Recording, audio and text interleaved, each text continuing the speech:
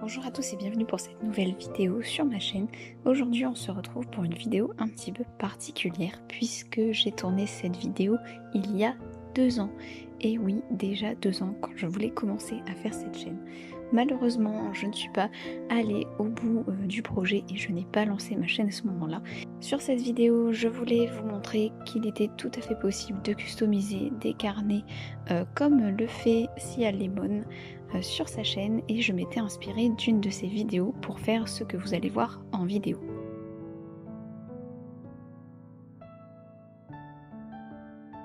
Dans cette vidéo, je vous montrais le bullet journal que j'utilisais du coup à l'époque, qui est ce carnet bleu qui ressemble donc au journal de River Song qu'elle utilise dans Doctor Who, et le deuxième carnet que j'avais fait pour Gabrielle, qui est donc le livre rouge de la Marche de l'Ouest, qui est extrait du Hobbit.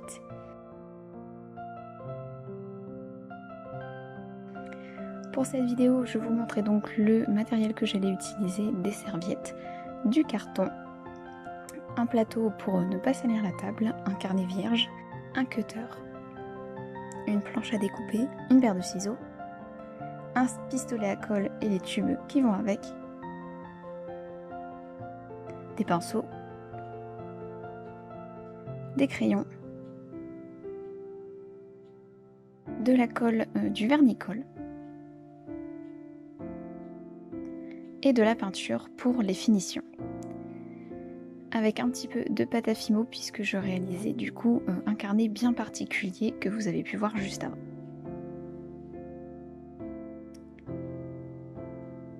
Comme pour toutes les vidéos un petit peu tutoriel que j'avais décidé de réaliser, je faisais donc toutes les étapes mais que j'ai du coup passé en accéléré pour que ce ne soit pas trop long. J'espère que ça ne vous dérange pas. Le résultat en fait était assez simple et je pense que vous pourrez suivre les étapes assez facilement.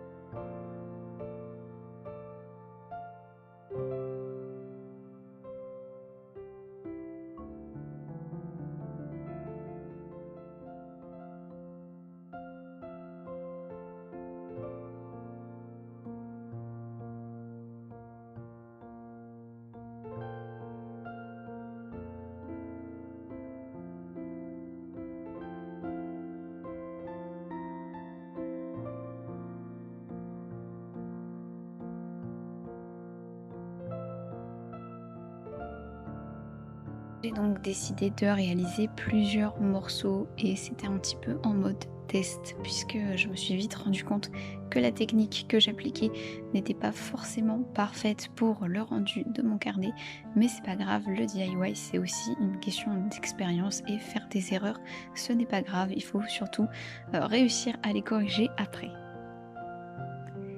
J'ai donc utilisé des morceaux de carton que j'ai découpés à la forme nécessaire et j'ai collé ensuite de la serviette marron qui me permettait d'avoir cet effet un peu vieilli et parcheminé de la peau que l'on retrouve sur le carnet, le grimoire de Hocus Pocus.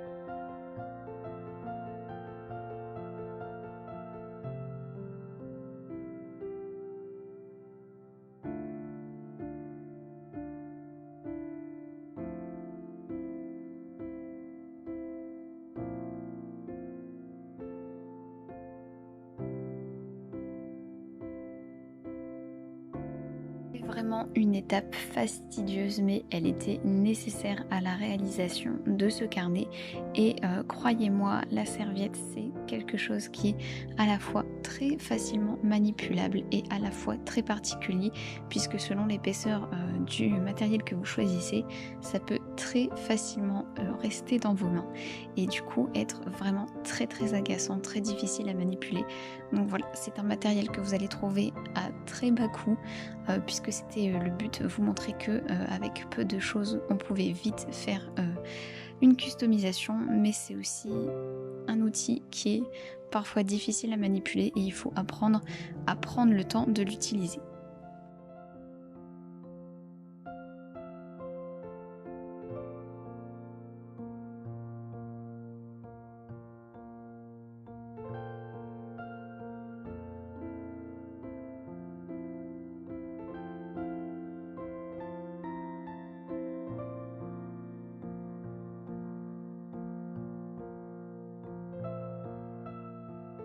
Sûr, comme tout est passé en accéléré, je ne vous montre pas, mais il y a eu quand même un temps de séchage qui est pour le coup totalement incompressible. Donc si vous vous lancez dans ce genre de customisation, prenez véritablement le temps de le faire.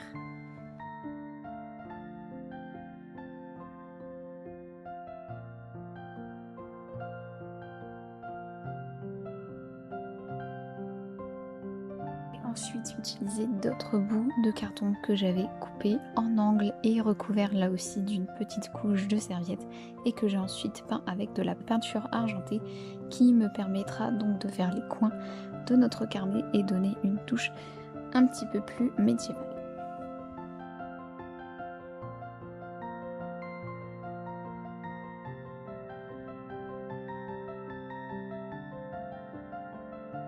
Il y a deux faces à ce carnet. On recommence sur la deuxième partie et retour au processus de collage de serviettes qui prend énormément de temps.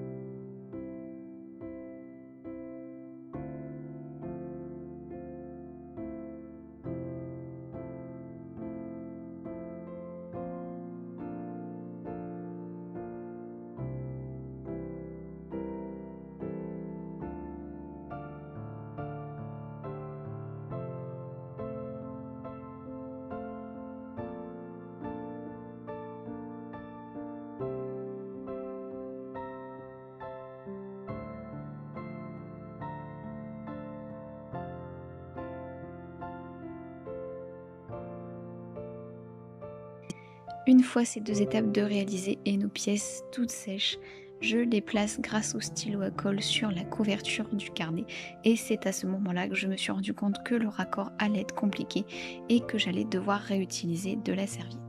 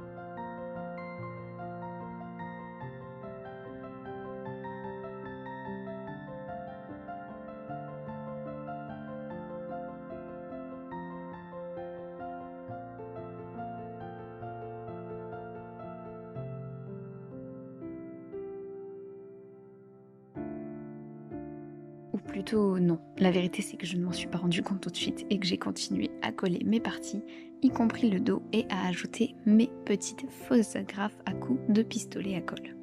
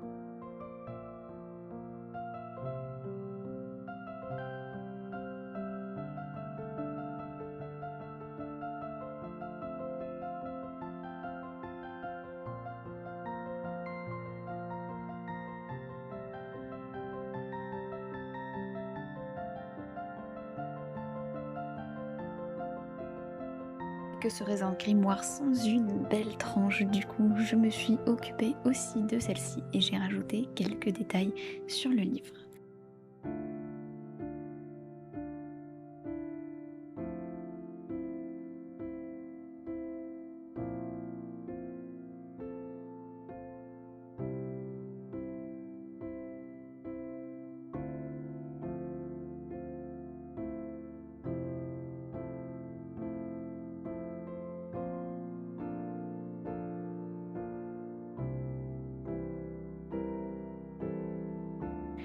Le plus beau détail et probablement celui que je préfère, c'est cette main squelettique qui vient tenir le journal. Je trouve ça absolument génial.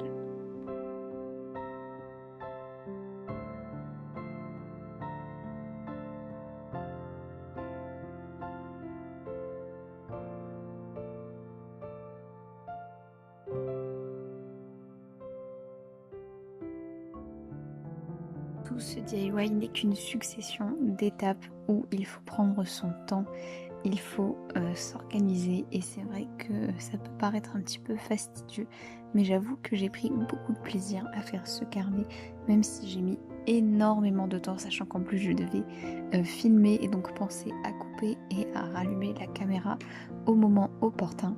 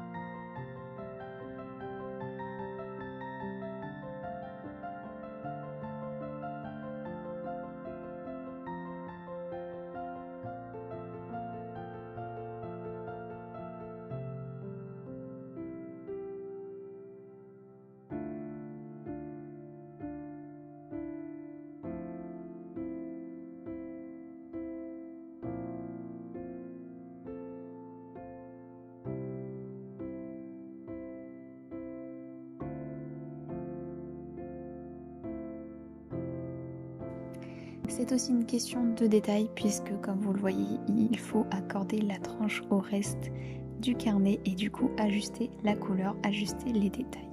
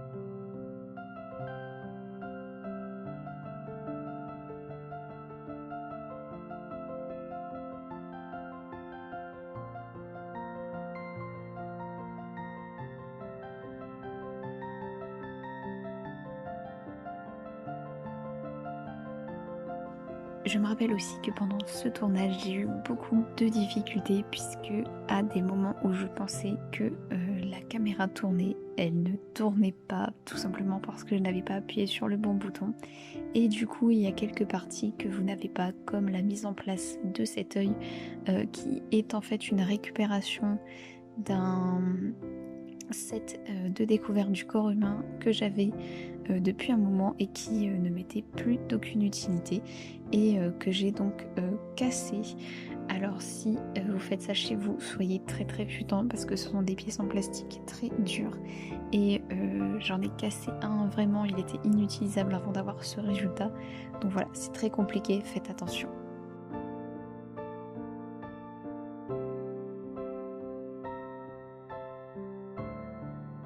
J'ai fait pour le devant du carnet la pièce maîtresse aussi, c'est du coup cette boucle et ces serpents en pâte polymère, donc en pâte Fimo, que je trouve génialissime. J'ai vraiment adoré faire cet exercice, c'était vraiment génial.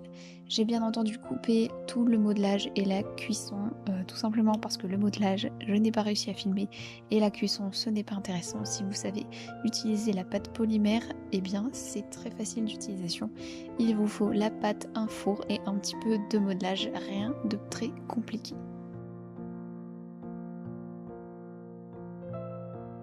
Et bien sûr, une fois que toutes ces étapes sont réalisées, il faut intégrer l'œil au résultat et peindre tous les détails qui n'ont pas été faits ou qui ont été corrigés, coller toutes les pièces et faire les petites finitions pour finalement avoir ce rendu que je trouve vraiment sublime pour une customisation qui avait très peu de matériel, du carton, des serviettes en papier et aller un petit peu de pâte à fimo et de peinture qui sont les seuls achats que potentiellement vous pouvez faire. Je trouve que c'est franchement plutôt pas mal, sachant qu'on part d'un tuto qui n'est pas très facile avec une utilisation de faux cuir et qui est plus difficile à manipuler. Je trouve que c'est plutôt pas mal. J'espère qu'avec cette vidéo, vous avez pu avoir un aperçu de ce que l'on pouvait faire avec finalement très peu de moyens. Déjà fait d'autres pièces de ce genre que vous pouvez voir sur mon compte Instagram, notamment un chapeau du Chapelier Fou et aussi un monstrueux livre des monstres. Donc voilà, cette vidéo est terminée. Je sais qu'elle est un petit peu différente des autres vidéos tout simplement parce qu'elle date.